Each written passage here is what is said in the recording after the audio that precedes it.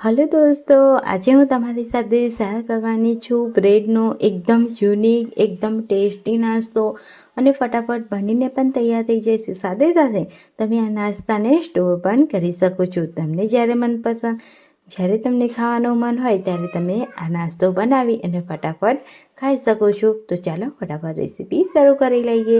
તો અહીંયા આપણે એક મોટું બાઉલ લઈ લીધું છે અને 2 કપ આપણે બાફેલા બટેટા એડ કરીશું। તેમાં આપણે 1 કપ ઝીણી ઝીણી ચોપ કરેલી ડુંગળી એડ કરીશું, 2 તીખા મરચાં, 1 મુઠ્ઠી ભરીને ધાણા એડ કરીશું।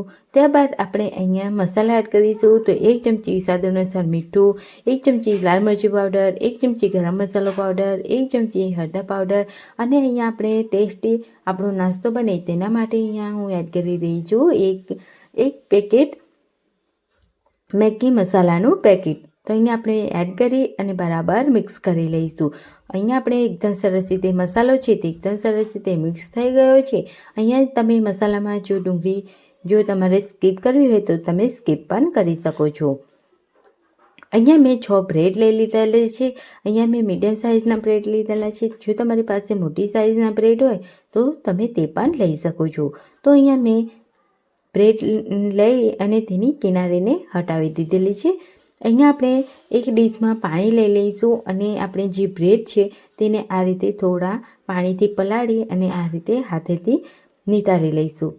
અહીંયા આપણે આ રીતે કરવાથી બ્રેડ છે તે એકદમ સરસ રીતે સોફ્ટ પડી જાય છે અને આપણો નાસ્તો છે તે પણ એકદમ સરસ રીતે બની અને તૈયાર થઈ જાય છે। અહીંયા જે આપણે મિશ્રણ તૈયાર કર્યું હતું તે આપણે 1 ચમચી લઈ લઈશું અને બ્રેડ ઉપર આ રીતે મૂકીશું અને તેને ફોલ્ડ કરી લઈશું। તો અહીંયા આપણે એકદમ સરસ રીતે બરાબર ફોલ્ડ કરી લેવાનું છે। એકદમ આસાનીથી ફોલ્ડ થઈ જશે, બિલકુલ પણ તમને તકલીફ નહીં પડે। જો તમારા બ્રેડ છે તે એકદમ સરસ રીતે ભરેલા હશે તો આ નાસ્તો ફટાફટ બનીને તૈયાર થઈ જશે। તો અહીંયા આપણે પહેલેથી બ્રેડ નથી પલાળવાના, આ રીતે બ્રેડ પલાળવાના અને ફટાફટ સ્ટફિંગ ભરી લેવાનું।